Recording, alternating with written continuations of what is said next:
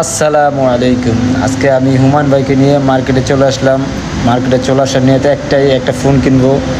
তো অনেক দিনের শখ একটা আইফোন কিনবো। তো দেখা যাক কোনটা পছন্দ হয়। তো মার্কেটে আসলাম, এখন দেখা যাক। তো একটা পছন্দ হয়ে গেল, দরদাম হয়ে গেল, সব ঠিকঠাক হয়ে গেল।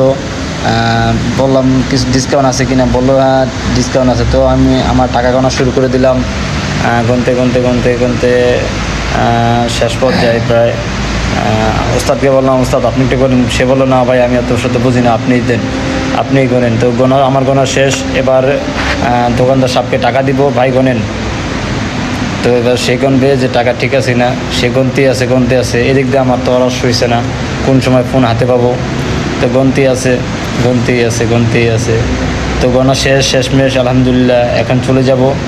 তো রাকিব ভাই দোকানে আসছিলাম। রাকিব ভাইয়ের সিট আসলে অনেকটা ভালো, আপনারা আসতে পারেন চাইলে। রাকিব ভাই লুকটা অনেকটাই ভালো।